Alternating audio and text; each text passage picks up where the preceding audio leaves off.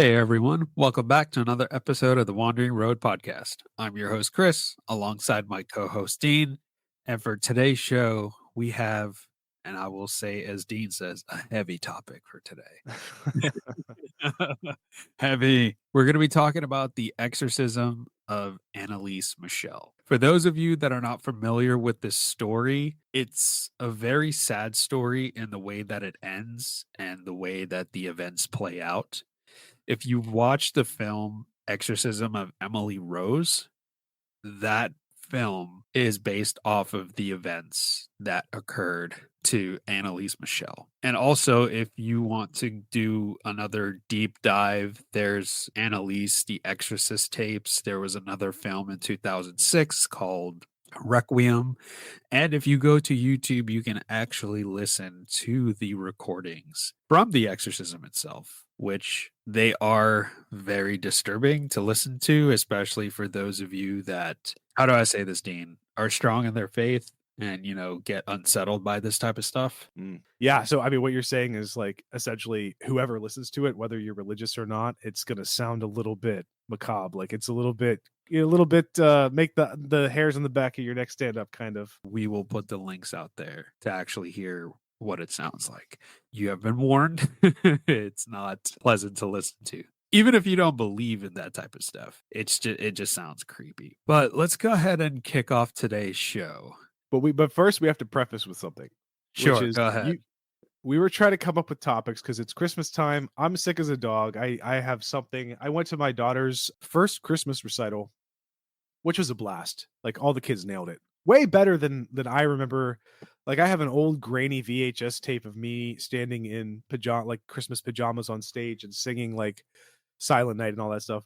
But like the show that they put on and the quality and the we're talking about kids who were from like 2 through 5.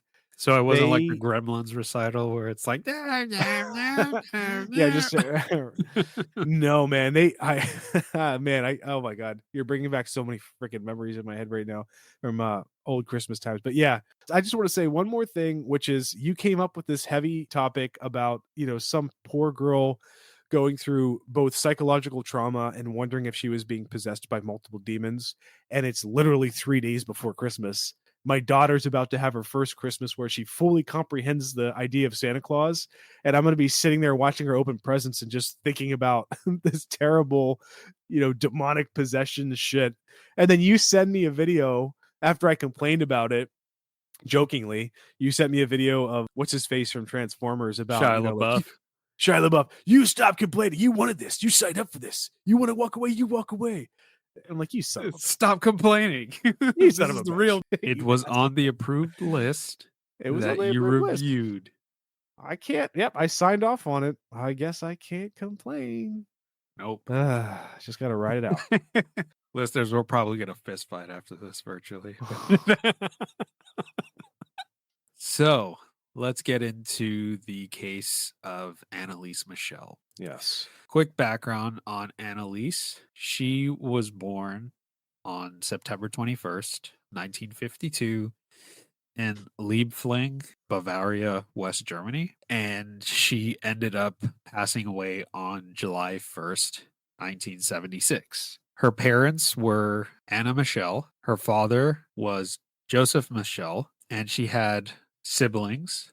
Her oldest sibling, Martha Michel, unfortunately died of kidney failure at the age of 8.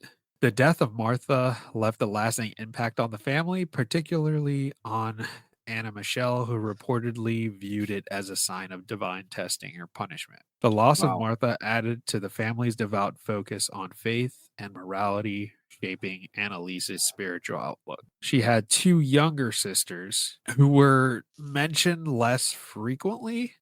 I don't know in your research if you could find a name. No, because the 2 other girls.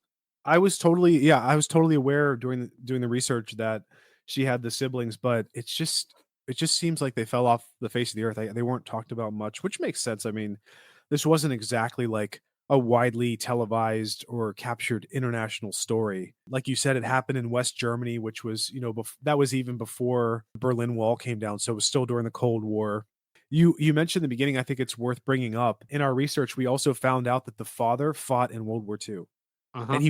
he fought on the Nazi side, the German side, and Yeah. I think you can't not at least mention that when you're talking about this topic, because the gravity of that war, and I can't, like, it's crazy. Like, World War II, like, you and I are huge World War II buffs, and I mean, more so for me when I was younger, I was infatuated with World War II because it was like the My wife's ultimate grandfather was at D-Day. Wow. Is he still He alive? No, he passed away Oh, a okay. while I was gonna ago. say, there's not many World War II vets left. They're, like, getting up No. to 100, and I don't Yeah. even know how many there are left, but, one of my favorite series, real quick, is Band of Brothers. Oh, such a So, good series. it's so fucking incredible. I've watched that, like, so many times since its release in the early 2000s. Yeah, and I think this is relevant because you mentioned that he did fight in World War II, Yeah. and her father, he was a hardworking man. He ran the family sawmill business, Mhm, but he was a devout Catholic. mhm. So maybe some correlation based off of what he experienced, what he saw in wartime might Yeah. have pushed that Brought it forward, home. brought it home even Yeah. more. Gravity of it, yeah. Yeah, yeah. Now that's just speculation on our front. That's not necessarily why he might have been a devout Catholic. Oh, That's no. just Yeah, I think he assumption based off of us yeah, making connections based off of our research here. So there's always that within the realm of possibility that that could be connected. sure. So as a result, her parents were very religious, and that played a major role in the upbringing of Anneliese and her sisters. The religious beliefs of the Michel family were deeply rooted in traditional Roman Catholicism, which played a significant role in shaping their interpretation of Annaliese's condition when things start happening. Right. So they lived in a rural Bavarian community where Catholicism was the central aspect of cultural and spiritual life, and the family adhered to conservative and devout practices. Here's a quick question. Like, this is your perspective as a historian, but I have to ask you, you could Sure. say, "I don't know." What would you imagine like, when I hear village, I think when a lot of people hear village, they think, like, grass huts and, like, old school when, like, the concept of village comes up, it's very old, antiquated, rural kind of picture. What do you think village meant for her family in when she was born in the 50s, the 52 in West Germany? No, I mean, I imagine there was a lot of residual ruralness going on, like, there was a lot of old ways still going around. It's possible they had the whole town, the whole village had electricity, but probably parts of it didn't, so there was still some of that old-timiness vibe, and I think that plays into the narrative too because it's kind of constricted, right? It's kind of closed off. So, like, it's not only is the time that this is happening during the Cold War where, the West is already closed off from the East. The reason I'm bringing this up is because there was a blurb that we'll get to later in her story where she was seeing demons. She was seeing demons not just outside of her home and in the hills in the distance, she was seeing them up close in her room. Yep. And I was thinking, like, well, if you want to approach this as like a psychological issue purely where there's no spirituality involved, like maybe she's just hallucinating. You have to ask, like, well, where did she get the imagery of these twisted demonic faces? Because nowadays, you and I, if we were to hallucinate or see a demonic face, we see demonic faces 6 ways till Sunday because, like, we watch all this media, all this stuff with like AI generated stuff, like high quality CGI, all that stuff. Like, it gives us a vivid representation of demonic entities and twisted faces. But in the 1950s, when she came about, she probably didn't even have a TV. I'm certain she didn't have a TV. It was probably a radio.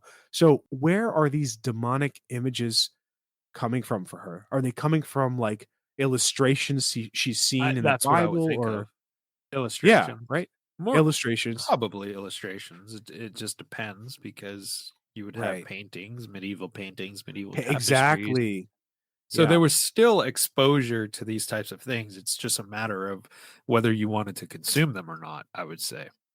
Yeah. But But if she's seeing them, though, in the way that they're presented in the media she's ingesting, then that's probably a good sign that it was a psychological issue.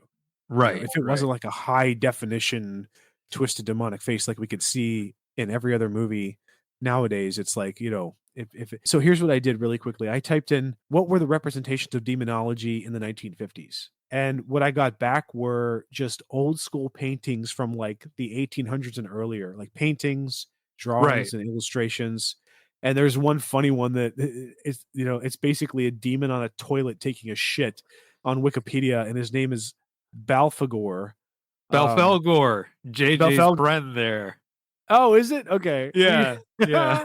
He's like, That's so funny. Like yeah. Anytime the he steps one. away to for his trademark 3 minutes, he's going Yeah, to he has appease to reference his. Belfelgor.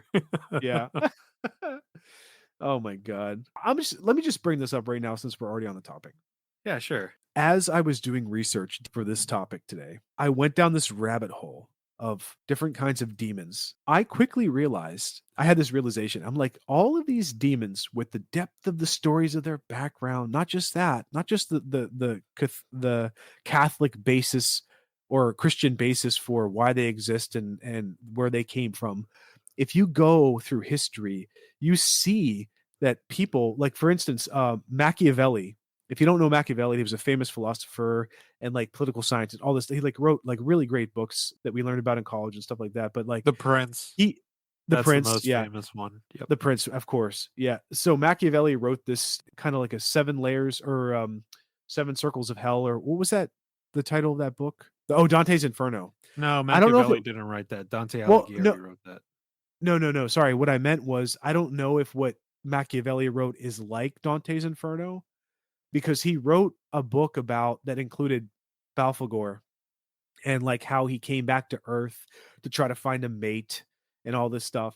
But the reason I'm bringing this up is what I'm realizing is the novelization of demons and angel lore that have happened over like hundreds of years is a perfect representation or a copy of like our modern version of superhero arcs. No, The that's true. compounding Yeah. narratives, Stan Lee comes up with these really awesome novel ideas for superheroes, but then over time people add stuff to it and they ebb and flow through the storyline, and some of it becomes canon and some of it gets thrown out. I think the funny thing is to something like a story like this, you have to add some comedy to this. All this demonology shit is just the growth and ebb and flow of people's perceptions over time, and it's literally a historical representation of novelization where it's just compounding narratives over time. And that's just what it seems like to me. I don't know. Does that make sense? Do you No, that see that makes too? sense because that's people's way of understanding the world around Yeah, them right. in a But the time different, where, yeah. eh, well, in a time where I would say like 1952, the 1950s are fairly modern, Hmm. with regards to technology and everything. Yeah, yeah, But when you talk about the religion itself, any religion on the planet, I would say, and I could go back to antiquity because that's what I'm most familiar with. Every single deity, monster, something of that was created to explain something. right. Yeah. And it eventually grows from that. But what I Like find fascinating, Belfalgor with like the yeah. smoking and the sitting on the toilet. I mean, in a sense, that's how people try to rationalize and understand why things are the way that they are and why certain things happen. And Yeah. it But depends that's on what where, you believe, right? yeah. I mean, that's clearly what's going on. My question though, for people who believe in, and not just Christianity, like across different religions, but like my question to people who believe in this stuff is like, what I'm getting at is the idea of demonology. We could tie it back into Anneliese, by the way, because Yeah. Anneliese was very religious. She knew about all of these stories, and she was probably privy to the stories and the narratives of demons that happened over time that we're talking about, but she didn't grasp the concept that it happened over time. All she had was the presentation of information that seemed very in depth in sort of like a manual format. So she was just ingesting this knowledge and taking it as is without the context of, oh, it was developing over time. And the important part of looking at it from developing over time is that you are literally injecting the concept, the perspective that it's coming from humans. So I know some people who are religious will say, well, God was speaking through them, or they had some kind of divine interpretation that allowed them to give insight. But I'm like, nah, well, there are so many varying religions that have that, and the religions are conflicting with each other. So at least some of it, if not a lot of it, is coming from human creativity that is separate from whatever you want to call divine injection or intervention or whatever. So the reason why it's important to talk about this for a topic like Anneliese is she was greatly influenced by what she was perceiving in these historical narratives and these ideas about demonology and even like Catholicism or Christianity that she was involved deeply in. If you want to believe that this was purely a psychological issue, then you have to accept the fact that she was taking on these stories and making them real in her own head. And that was directly affecting her well being, that was separate from her religion. Because she was also praying to God to make this stuff stop. Mhm. So imagine the futility. Like if she is praying to a divine entity or divine entities that she wanted this stuff to stop, and the divine entities knew that this had no bearing whatsoever on actual demonology, or if you want to believe in all that stuff, like then it was purely psychosomatic, it was purely physiological. But then why didn't they help her? You know what I mean? Like you have to ask these questions though, because it's such a heavy concept that has to be stated. I think that could be a good topic of discussion Okay. in itself, Yeah. in the Not to sense. attack religion. Seriously. I No, don't no, know no, no, shit. no, no. No, I don't know shit, but I can't help but think Dude, about you it. don't have to backtrack. It's Okay. like it's a philosophical discussion. It's conversations we've had on our platform multiple times over. You're literally drawing conclusions based Yeah. off of this event. I'm glad you mentioned that. Their religion did have a profound effect. They did regularly attend masses, participated in sacraments, practiced prayer at home. They were committed to Catholic teachings, including the existence of heaven, hell, and the devil as a real personal entity. The family held a strong belief in consequences of sin and the possibility of eternal damnation. That favorite conversation we had for like 6 fucking months. This belief influenced their interpretation of Annaliese's suffering as potentially linked to a spiritual cause, such as demonic possession. The family did believe in demonic possession. They saw it possible as an explanation for what Annalise would experience in the future. They trusted the church's authority to diagnose and address spiritual afflictions such as possession through exorcism. The family kept religious symbols like crucifixes, rosaries, and holy water in their home and using them for protection and devotion. So it was very much a constant in their life. Yeah. It was how they shaped their life. So you cannot remove that from the events of this story. Right. Obviously, they would bring up their children in that way, and Annalise was brought up with a strict moral code, with a strict moral and religious framework. She was taught the importance of prayer, penance, and avoiding sin. Her devout upbringing likely contributed to her sense of guilt and fear of damnation, especially, as she experienced those symptoms. The Michel family, like many Bavarian Catholics, emphasized devotion to the Virgin Mary. I think also it's worth emphasizing that if you're not Christian or don't have a Catholic background, it always interested me that when I would talk to, in my past, when I talked more often to people who were highly devoted to Christianity, I would often bridge the gap between Catholicism as I was raised, which, just for everyone, if you're tuning in and you don't know my past, I'm not Catholic anymore. I was raised Catholic. I consider myself the traditional agnostic now, which is, agnostic in the sense of I believe there's some higher being. I just don't know what that higher being is like, is it the quintessential God or is it something different? So I think there's something, I just don't know what it is. But when I was growing up and I was dealing with bridging the gap between Catholicism, other Christian sects, a lot of other Christian sects don't follow the idea of the Virgin Mary.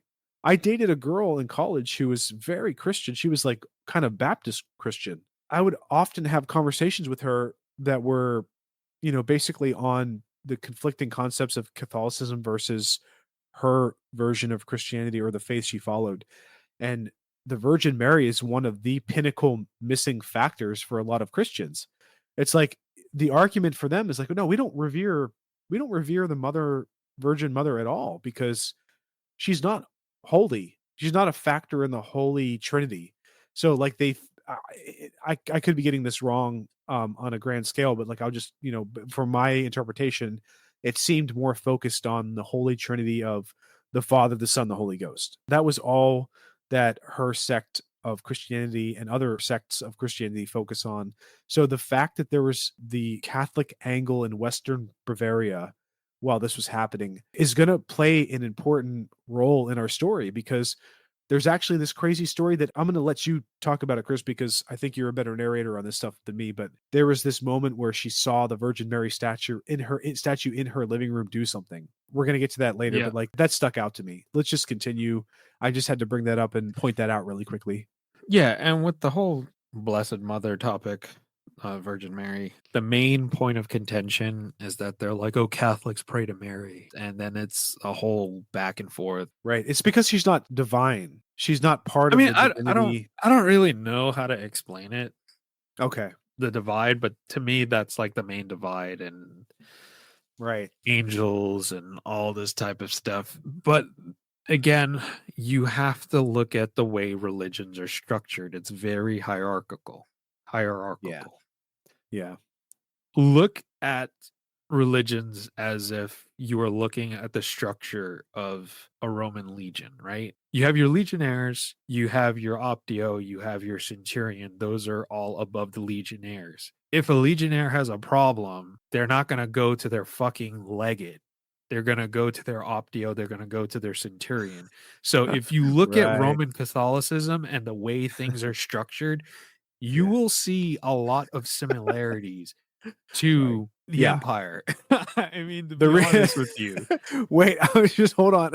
I have to inject some comedic perception here. That's just how I simplify it. No. It resonates with me perfectly because I've spent a lot of time around people in the military and I know the hierarchical structure of the chain of command and all that stuff. But I was just picturing like can you imagine someone praying and they go like right to the divine source, like God or or whatever other like higher deity.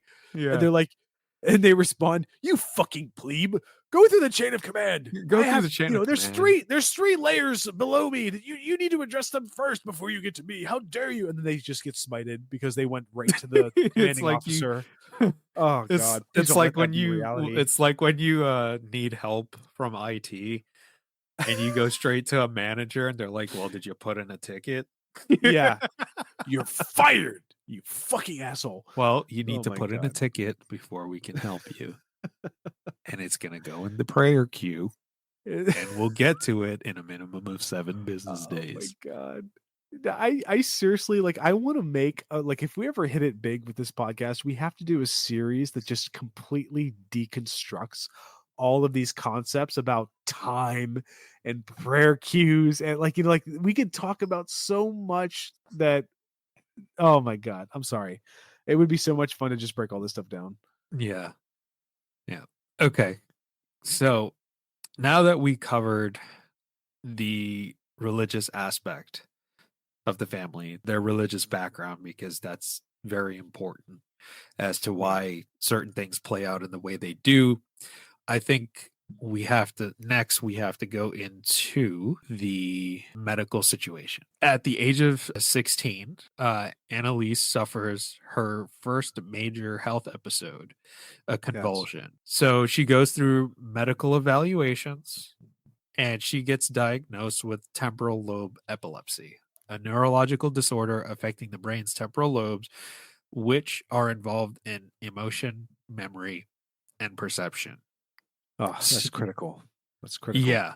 So some of the symptoms of temporal lobe epilepsy, and correct me if I misstate anything, or if you have anything different or that I miss, seizures, visual hallucinations, auditory hallucinations, and hyper-religiosity, a phenomenon where individuals experience intense religious feelings or visions, sometimes interpreted as spiritual experiences. Mhm. which Anneliese exhibited many of these symptoms, which her doctors initially attributed to epilepsy. Yep. And now we go into the psychiatric symptoms. Because over time, Annalise began displaying symptoms that went beyond epilepsy. She started to experience severe depression. She was prone to periods of deep sadness, withdrawal, and suicidal ideation. When Mhm. she went to school, I forget what university she attended, if you recall. No, was it university? She was only 16, right? No, she eventually went to a university. Was that before or after her time in the psychiatric ward, though? That was a little after her time in the psychiatric ward. Okay. So Yeah, I she just wanna did make sure I spend time in follow. the psychiatric ward for evaluation, and they eventually were like, they let her out. I think a critical injection to the story too that we cannot overlook. I know we have a limited time, but we have to address this. When she went to the psychiatric ward, this is where a lot of the gravity of the story was gonna take place for her. And what I mean by that is she had doctors hovering over her during a time when she was hallucinating heavily. The thing that gripped me the most from the story is when she was in the psychiatric ward, she apparently saw visions of demons around her constantly for a brief time. When I say around her, I don't mean just in her room, which she did experience. She also saw them in the distance. That's what fucking baffles me the most is like she would look out the window, or I presume, like, look over the hill, like, wherever she was. She was standing outside, looking through a window, whatever. She would look in the distance to the mountainside. There were probably beautiful mountain ranges around her Bavarian psychiatric ward. And I think most people would look at the beauty of the landscape and just feel calm, and at least feel like nothing substantial, maybe just like, oh, that's nice. But when she would look out in the distance, she would still see representations of demonic faces. The thing that I could not find in any depth of research I did was she seeing like, 6 to 12-foot beings, demons like standing on the hillside looking at her, which would be to me, if that's what she saw, that's like, holy fuck, that's significant. But if she was looking at the mountainside and her brain was registering the pareidolia effect of seeing faces in the rock structures of the mountainside, then I think that, that is a little bit more indicative of a psychological issue. What's your take on that part of the story where she was seeing these things in the distance? I mean, the hallucinations are a symptom of a psychiatric issue. Yeah. So it's always within the realm of possibility that she might have been experiencing some type of psychological issue. It's an important factor of how she was seeing them, though, is what I'm saying. Like, Right. have you ever experienced pareidolia before? Like, where you see Looking at faces, clouds. clouds? Yeah. Okay. Yeah. Like, I honestly think I know this is pareidolia for me, but, like, I am so hyper focused sometimes that, like, if I'm walking down my stairs and looking at patterns in my carpet or on the wall, sometimes I like my like faces pop out at me, or like, not faces, but like patterns that look like faces. And when I notice them, I'm like, oh, okay, well, it's just my brain registering some pareidotic effect of seeing faces in a pattern. Like, if that's what she's seeing, then yeah, that's indicative of a psychological issue. But if she's seeing like fully formed bipedal beings with faces far in the distance that are only like a little blip in her vision, that's a little bit creepier to me. Like, if she's seeing massive faces in like hundreds of feet of rock, like, okay, that's pareidolia, clearly. Like, she's hallucinating, she's believing there are faces there when they're just patterns. But if she's seeing little figures in the distance that are like they in real life they'd be like 6 to 12 feet tall, that would be concerning to me. Does that make sense? No, that does make sense. She would have the psychiatric issues and she would be treated for them.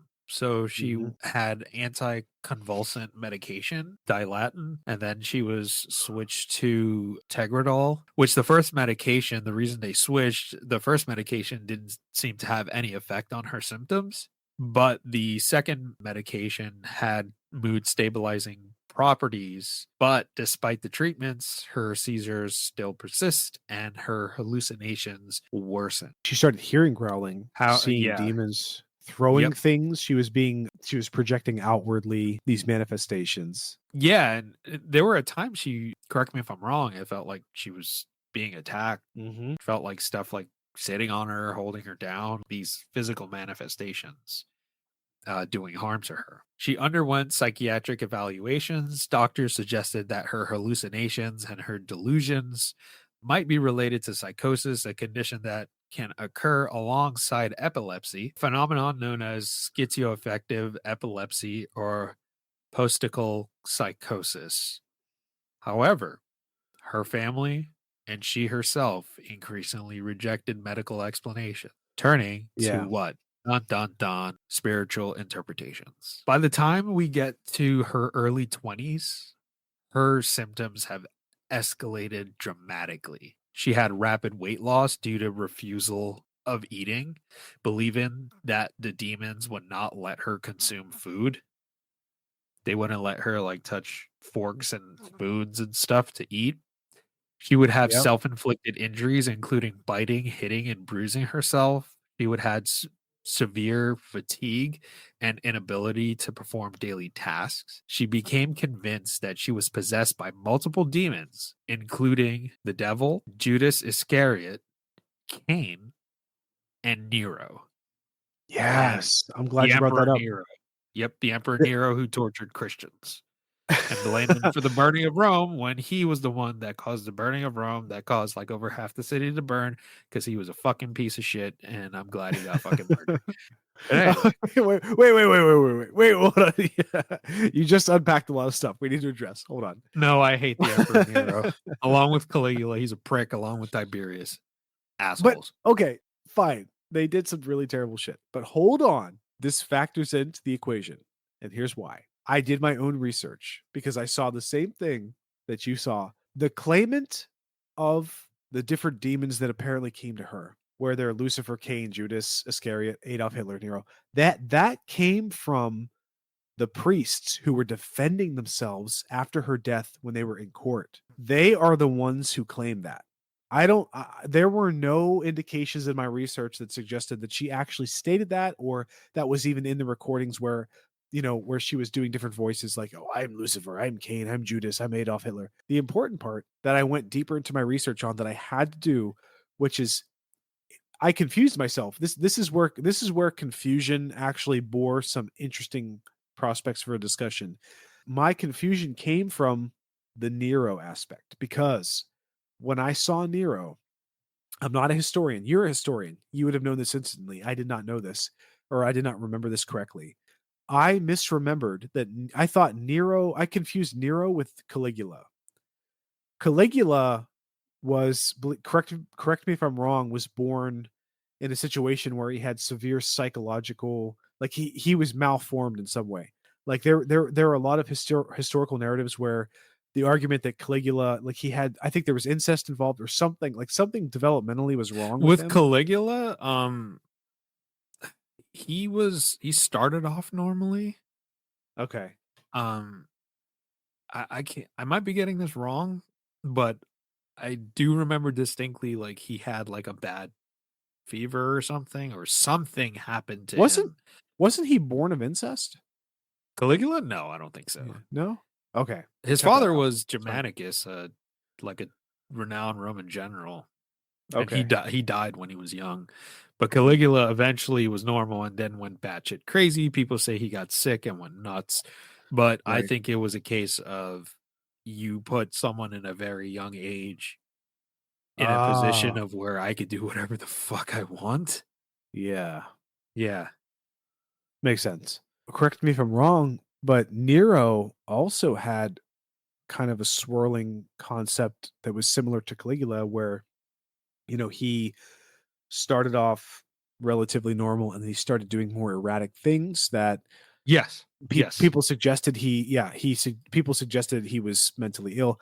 And here's the reason I bring this up. It's so convoluted, I know, but you just have to address it because historically speaking, Nero, he played a major part in the time period of Christianity, especially when it came to Persecution. subjugating persecution. Yeah, like Mhm. literally throwing the Christians to the lions and all that stuff.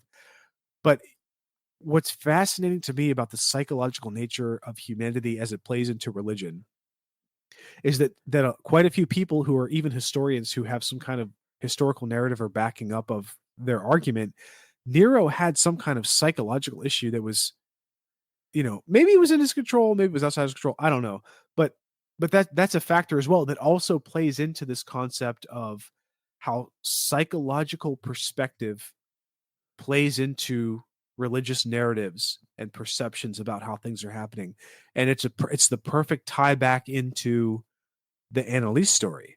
Because if you want to approach your story as purely, psychological illness that's unfortunate, you could also probably go back in time and look at all of these major leaders in history who had some kind of psychological disorder that happened to find their way into power, and now they're massacring people and taking all of these drastic measures that are vastly impacting swaths of humans in real time, like, in real severe life or death gravity. But I mean, And in that you know what I'm case, saying though? it's yeah, I get what Okay. you're saying, but it's a case of I can do whatever I want. But if there's a It's a very psychological it's if there's a psychological narrative to that though, not with that would all of them. impact their decision making. But some of them. Not with all of It them, it only because takes I one. agree with some of them, but in the case of Nero, he was just spoiled brat. Okay. Caligula, That's fair. spoiled brat to me. Yeah. So they I were mean, completely in control of oh, all of their sure, decisions. Okay. sure, yeah. Maybe It maybe I'll give a little bit of leeway to Nero because, like, he wanted maybe there was something, because Caligula made his horse like a consul or a senator. Oh, yeah. Yeah, I forgot about that story. But yeah. let's not forget before we continue really quickly, let's not forget the external factor of how physiological forces that are outside the body can affect the mind. So are you saying there might have been something in her environment that caused her to be like this?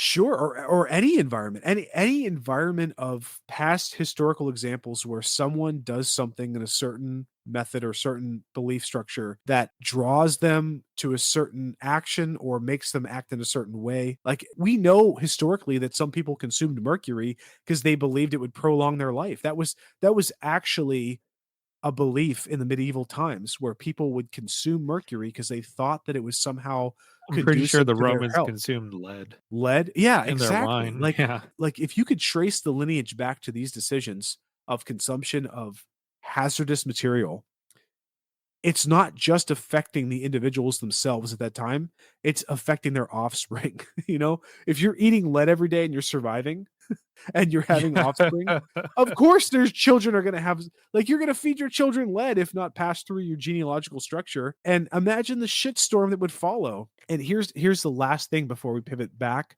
to the story of Annalise. What's fascinating to me is this idea. There are two implied acceptances.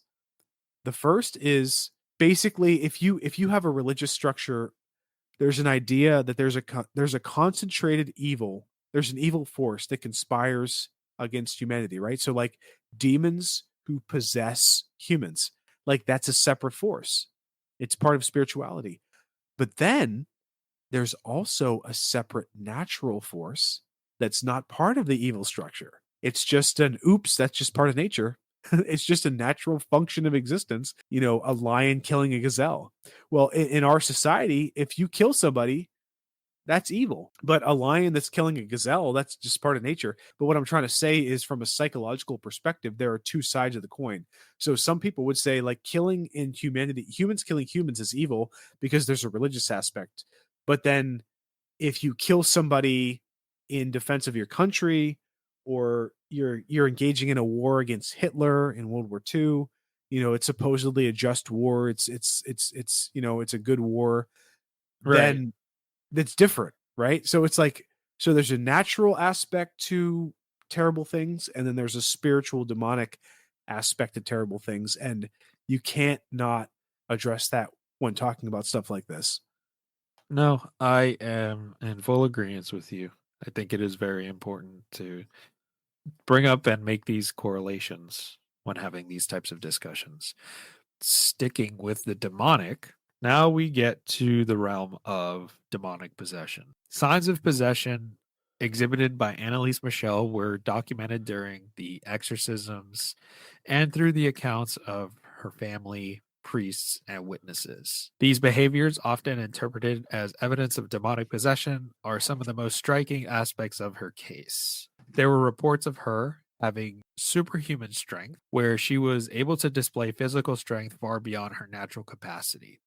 So, for example, she was in an emaciated state. She was very thin, but here we have an example where she was able to throw her sister across the room and having to be restrained by multiple adults during her fits of rage. We did mention that she did self harm. She would bite herself, rip her clothing, bang her head against the wall and the floor. It was alleged that she would scratch her face and body with her fingernails until she bled. Witnesses described her performing unnatural movements and contortions that seemed impossible for someone of her physical condition, especially given how frail she was towards the end of her life. On top of that, she would speak in deep guttural tones and often sounding masculine or animalistic.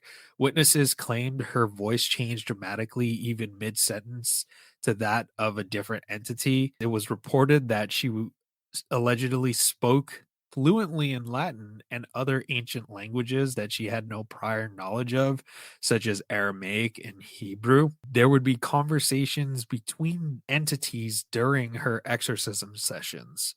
She appeared to channel multiple entities, often arguing with each other. And as you mentioned earlier, the fathers claimed that these voices would identify themselves as the devil, Cain, Judas, Nero, Hitler.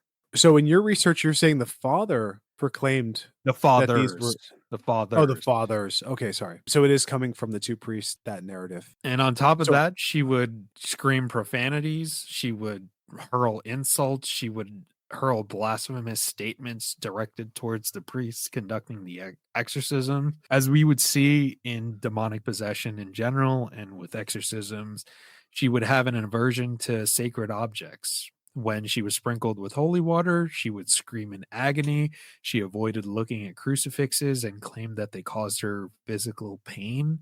She mhm. refused to enter churches and became physically ill when near sacred sites or objects. Annalise would attempt to destroy or desecrate religious artifacts, such as tearing apart rosaries, damaging crucifixes. She would also exhibit animalistic or inhuman behavior in which she was growling and barking. She would growl and snarl and bark like a dog. Witnesses described these sounds as unnatural and terrifying. Witnesses also reported her crawling under tables, leaping across rooms, or adopting contorted positions similar to animals. And she would also consume insects, coal, spiders, and apparently she once bit into a dead bird.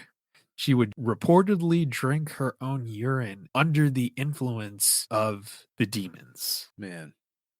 There's also one extra thing that stuck out to me as significant. So I actually like I think I've heard this before, but I kind of learned a new word, I think. Genuflection. Genuflection is apparently the formal way to designate or describe someone who bends a knee to pray.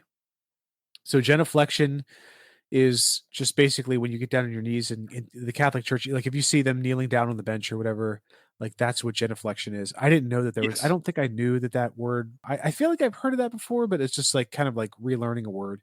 So apparently she was so emaciated and so malnourished during the end part of her life, she actually broke her knees. Like her knees were physically shattered and broken because of her constant prostration of genuflection or whatever, like onto the floor, probably a really hard floor, no carpet.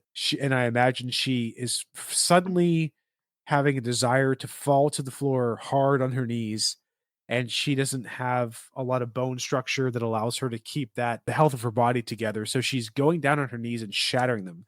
And like at a certain point, like after doing that so often, she can't do it anymore. She can't move anymore. So towards the end of her life, she literally needed to be moved around.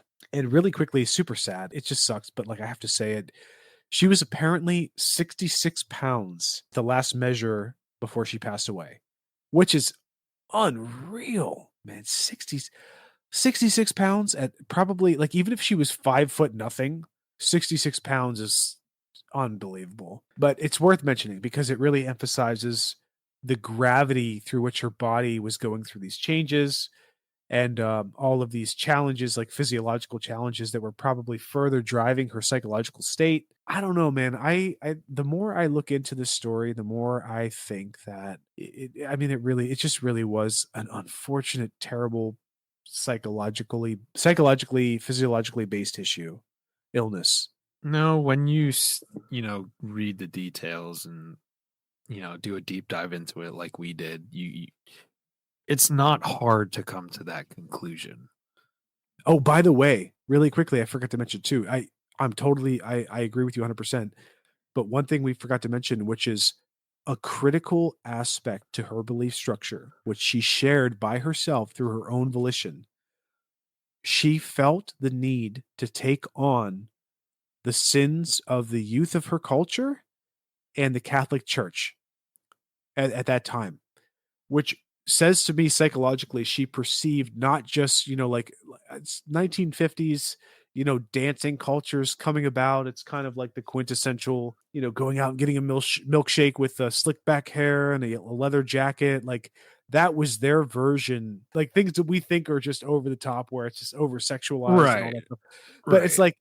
like that's what she was seeing, because she lived in the Western Bloc of Germany, which was the more westernized section. It was the anti-communist section of Germany at that time. So she would have been more exposed to and tied into the growing and permeating Western culture of jeans and rock music and all that stuff.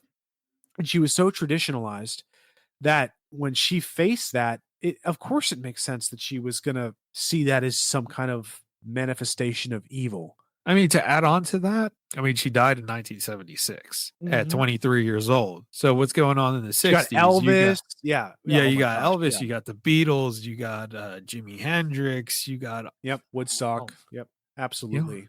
yeah, you got Woodstock, you got all this stuff going on, and it's not like people lived under a fucking rock.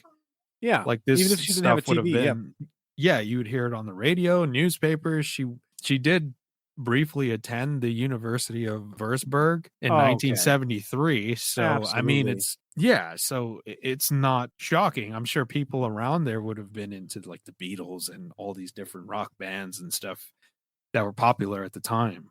And the Catholic Church represents some kind of structured control for her, because it's the control of God, which is good, right? Right. But then you have the antithesis of the free market and democracy and freedom of expression and creativity. But back then, when she's fighting between these two worlds, probably underneath the roof of her parents, it's a constant struggle of like, I have these young thoughts, these young desires that are in conflict with my traditionalistic desires of the Catholic Church. And I really honestly feel that that's played strongly into the narrative of what was happening with her. I mean, regardless of whether or not you want to believe it was spiritual or just purely psychosomatic, that definitely played into the equation. It Right. just seems to me like on the outside, like this was inevitable in this time period. Hmm. It was just a matter of time of where, when, under what circumstances. I feel bad for the family. I feel bad for her. And one thing I wanted to touch on before we talk about the Virgin Mary statue, um, Mm. Mm. and talk about the two fathers that were involved in this situation, who kind of, I don't want to say at first they didn't, but then they kind of egged it on. You did mention earlier that she saw the Virgin Mary statue that she had in her home, and like it started to morph, Contort. Yeah. contort into this Black like eyes. Yep. black eyes, like Cheshire Fangs. cat type of Yep. grin with, and the Claws. hands turned into Yep. claws. And then on top of that, I saw in a documentary about this that she had prayed to Mary or had asked Mary for help. And eventually she agreed to continue through the suffering. She, as in Anneliese, agreed to continue through the suffering, like you said, to take on the sins of, The her Western culture and the children. Yeah, Welcher. generation. So Yep. she was like, "Yes, I will endure. I know I'm eventually going to die, but I'm going to do this for everybody else."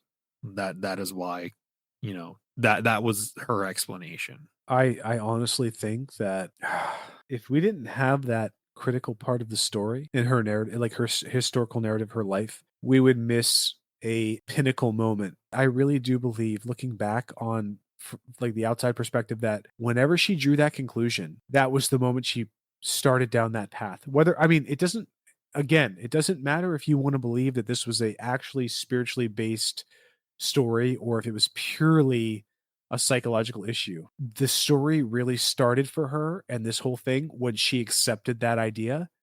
And you have to ask yourself, where did that idea come from? There's the two states of nature that some people see. There's the spiritual side, which is like the angels and demons side, the impact and inflection that we have from that veil. But then there's also the natural side. So imagine you're the Catholic Church and you're looking at this. It's like, oh, this is totally the devil. This is totally Lucifer trying to take control of an innocent young girl in Western Germany, and we have to do something about it. Maybe they really did believe that. But later on, they retracted it. They said, no, actually, this seems like it's just a psychological issue. You can either accept the story at that state and stop it, or you can think deeper, which is, well, fuck, man. If there's a natural psychological state of the issue that's going on that has nothing to do whatsoever with Lucifer, the devil, or any demons or angels or anything. It's just natural, but it's still equally terrible to the people being afflicted by it. Then what's the natural part? Is that from God? You know what I mean? Like, is that just, oops, that's just nature. But then you can't discount that because it's part of the equation. I don't want to be critical of religion. What I'm just trying to say is if you just look at one and not the other, you're undercutting the nature of our reality. And Right. you have to weigh both. And no, again, I don't know fucking shit. Like I take the Socratic perspective, which is I know that I know nothing. Maybe all of these religions are right. Maybe one's right. Maybe, none of them are right. I don't know. But the fact is you have to account for it when you're talking about this. And that to me, that's the most important part. But one thing that I wanted to mention that we neglected to mention earlier, which kind of led to the demonic possession, I don't want to say like diagnosis, but claim, is that Right. at a certain point, I think it was in 1973 or so, she visited San Damiano in northern Italy with a family friend who organized Christian pilgrimages. It was in that location she was unable to walk past a crucifix. She was unable to drink the water of a Christian holy spring. And that's Huh. when her escort, kind of concluded that, hey, she might be suffering from demonic possession here. So I just wanted to tie up that loose end very quickly Yeah. before That's we a good go perspective. into discussing the fathers in the case. So we're at a point where the family thinks, it's got to be demonic possession, right? Right. So they enter in Father Ernst Alt and Father Arnold Renz.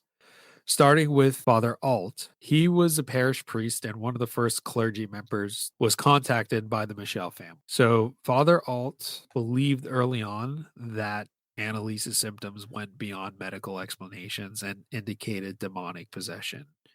He Hmm. observed her aversion to sacred objects and her strange behavior, interpreting them as signs of possession. Father Alt strongly advocated for an exorcism after meeting Annalise, believing her case matched traditional signs of possession. He ended up writing to the local bishop multiple times to request permission to perform the Rituale Romanum, the official Catholic rite of exorcism. Also, he ended up becoming a confidant to Annalise and her family, reinforcing their belief that her suffering was spiritual. Father Alt also documented her behaviors, including her claiming of hearing voices, her self harm, and her refusal to eat. Once permission for the exorcism was granted, he ended up collaborating with Father Renz in conducting the exorcism sessions. He prayed over Anneliese, commanded the demons to leave her, and tried to provide pastoral care during her extreme suffering. Father Alt was described as a deeply pious and sincere in his faith, and he had a firm belief in the reality of demonic possession and viewed exorcism as a necessary spiritual intervention. Going on to Father Arnold Renz, he was a senior priest and an experienced exorcist assigned to lead exorcism. Father Renz was appointed by the bishop to carry out the exorcisms under the guidelines of the Rituale Romanum. He had previous experience in dealing with cases of alleged possession and brought a more methodical approach to the sessions. So Father Renz, he was the lead exorcist in this situation here. He conducted most of the 67 exorcism sessions, which took place over a 10-month period between 1975 to 1976. He followed strict procedures during the rites, including reciting prayers, invoking saints, and using holy water and other sacramentals. He recorded many of the sessions, capturing Anneliese's screams, guttural voices, and the alleged demons speaking through her. These recordings were later used as evidence in a trial to demonstrate the severity of her condition and the necessity of the exorcism. Similar to Father Alt, Father Renz provided spiritual counsel and reassurance to the Michel family, reinforcing their belief in the possession. Father Renz, it's important to note that he was seen as pragmatic and dutiful, committed to the church's teachings and practices. He viewed the exorcisms as a solemn responsibility and believed that Anneliese's affliction was a genuine case of demonic possession. Them working together, they alternated roles during sessions, with one praying or reciting scripture while the other assisted. Both maintained detailed notes and recordings of Anneliese's behavior and the progress of the exorcism. Anything to Yes. add regarding the fathers? I want to emphasize Father Ernst Alt, which is when he stated that she did not look like an epileptic. That was the key moment for me when it was like it became real. Like that was in the moment, like he probably, I just imagine him in the moment like he knows subconsciously he's about to pull the trigger. He's like, "Ugh, fuck it. I'm just gonna say it. She's not an epileptic," and he's talking to the parents. There's nothing here that is scientific to me. This is purely religious perspective. And I think that there was probably some influence on the medical doctors who were also Catholic, because there was also a point, I don't know if you mentioned this or not, but like there was a point where there was a statement to Annalise where something like, you can't provide an injection against the devil. Like there's no injection against the devil. And that's basically, dude, can you fucking imagine like a psychiatrist who's about to prescribe some SSRIs to somebody with like a severe schizophrenic episode, and Right. right before he gives them the pills, he's like, "This will help you with your hallucinations, but it won't help with the devil." And like it's like, you fucking idiot. Like you don't say shit like that to the patient. Oh my god. Oh, man. And that, I think that's just a perfect capture of what's going on, is like she is just being fed subconsciously to inflate her sense of like religiosity, that it's a cyclical situation where one feeds the other and it just keeps spiraling and growing into a snowball. And it just fucking sucks, man. Thanks, man. Thanks for doing this right before Christmas. You're welcome. You're very welcome. So, those of you that are not familiar, exorcisms take a heavy toll on the person being exorcised and the people conducting the exorcism. And I will call back to our episode 50 with our buddy from Ireland, Mr. Trev Downey. If you have not listened to Trev. that episode, I miss go and Trev. listen to that one. That's one of my favorite that we've done. But he talks about how he grew up with a Catholic upbringing, and his parents were friends with a father that conducted exorcism. And he said the man was probably in his mid 40s, but he looked like he was almost 70 years old. So that gives you an example of the toll that it takes on people that conduct this, and also the toll that it takes on people being exorcised. And to be clear, just for the people who don't subscribe to Christianity or spirituality in general, it's the psychological aspect that it befalls the people who go through this in the sense that they believe it.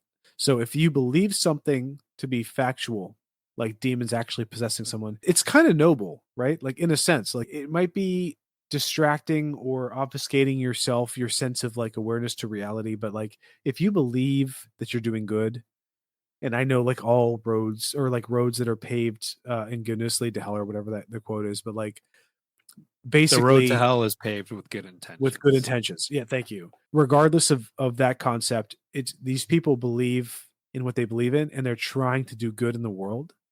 And I'm not trying to be an apologist for that, but I'm just trying to state that that's a circumstantial fact of what's going on. So if somebody believes the gravity, which is literally like not just life and death, it's like literally heaven or hell forever. And if you accept and believe that gravity, of course you're going to age 20, 30 years in a matter of like a few minuscule years because that's such a heavy concept for humans. Heavy concept. Heavy concept. Sorry. I can't fucking stop saying it. I'm gonna read a thesaurus. I'm gonna find different words to say. Trust me. Or maybe we'll just make it do a t-shirt We'll and put we'll that monetize with inherently. We'll add inherently. that to And your list of things. what's the other one? The rag on the hag. That's Rag on the hag, yeah. We haven't used that in a while. Obviously, the fathers believe that she's possessed, which leads to them performing 67 jeez. exorcisms in a My span gosh. of 10 months. Wow. As the exorcisms continued, Annaliese's health declined rapidly. She stopped eating altogether, claiming that the demons would not allow it. By June of 1976, she was emaciated, weighing just 68 pounds, like you mentioned earlier. She ended up suffering from pneumonia, a high fever, and exhaustion. Really quick. The rate at which you provided the amount of exorcisms in that time span, that's literally almost 2 per week. Yeah, that's That's crazy. insane. That is 2 per insane. week. Exorcisms, 2 per week. Yeah, 2 per week while she has pneumonia, while she's having a high fever, and while she's suffering from exhaustion. She's not eating and she's emaciated. She weighs 68 pounds. So you can only imagine what that looks like. You know what? If you want to know what that looks like, go ahead and Google emaciate and hit images. It'll give you a clear example of what emaciated looks like. Well, we just mentioned it was 2 per week. Based off our research, it was up to 4 hours per session. They continued doing the exorcisms despite all of these medical ailments that she had. Sadly, on July 1st of 1976, Anneliese Michel passed away in her home. The official cause of death was malnutrition and dehydration. And if you want to follow the court, homicide. Yep.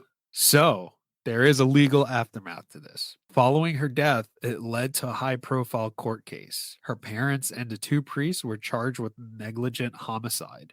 The trial began in 1978, and the court examined the extent to which religious beliefs and actions contributed to her death. The prosecution argued that Annalise needed medical intervention rather than spiritual rites. They presented evidence, including medical records and testimony from experts, suggesting that her condition could have been treated with proper psychiatric care. The defense maintained that Annalise was genuinely possessed and that the exorcisms were necessary.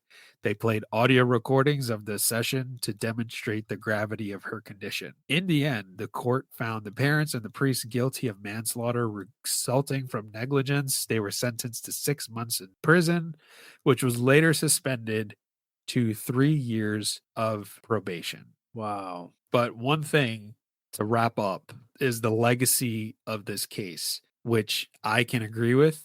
Some view her story as a cautionary tale about the dangers of neglecting mental health in favor of spiritual explanation, while others believe she was genuinely possessed and a victim of demonic forces. I will say one last thing, and I'll give you the final word. One thing with Father Birdsong, which you've had him on the podcast before, and he's appeared on Southern Demonology with JJ. He said multiple times over, you cannot cast out mental illness. We've discussed most exorcists do, even the Catholic Church. They give you a full medical evaluation Yeah. to make sure that this is the last resort. Here's my final word. And So the last thought I have, the important aspect to what you just said to wrap it up is I think there's two points of view for humanity that you cannot discount when you're thinking about stories like Anneliese. So you have the spiritual narrative and you have the real life natural narrative. It's really the basis of the question. It's like if she's experiencing spiritual states where she's essentially like seeing demons, it's warranting exorcism.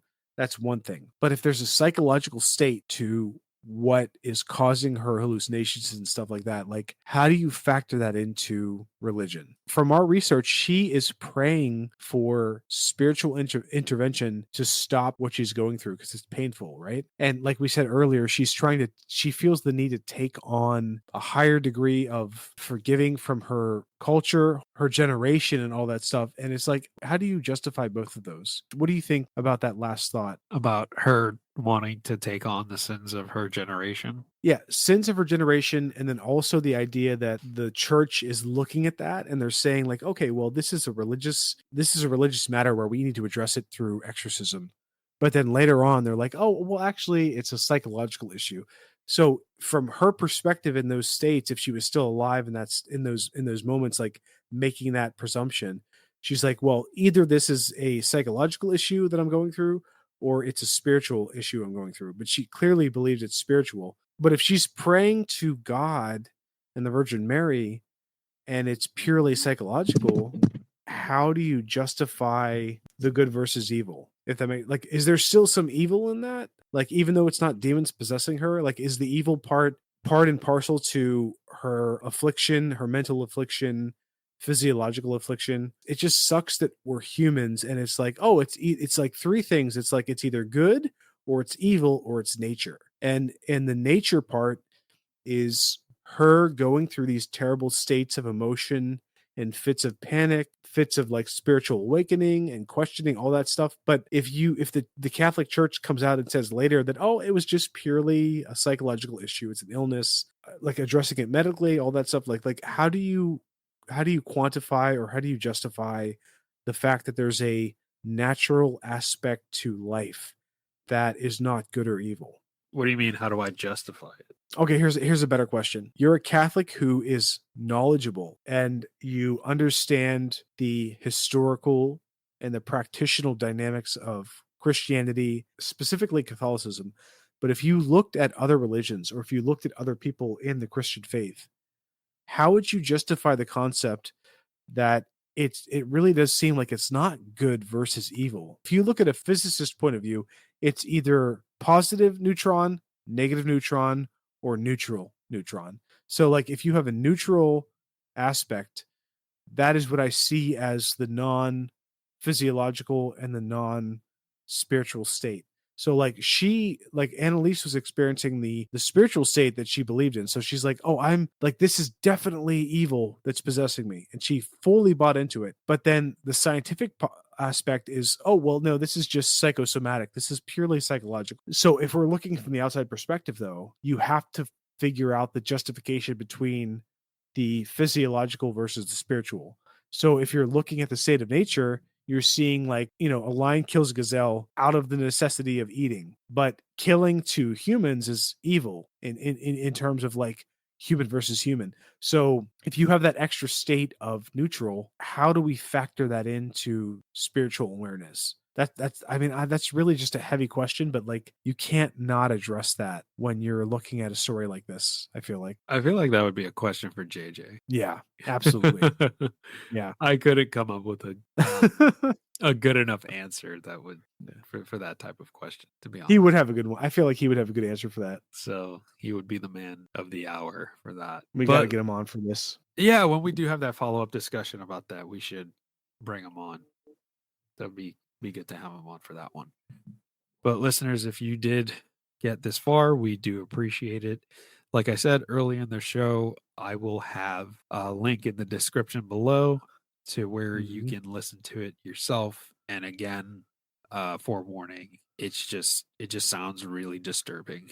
But hope you enjoyed today's episode. Happy New Year. Happy New Year. Yeah, this will be our first episode posted in the new year. 2025. Yes, sir. Year of progress. Year of progress. Come on. Yes, sir. Yes, sir. All right, folks. Hope you enjoyed today's episode. Again, thanks again for listening. Thank you. Merry Christmas. Happy New Year.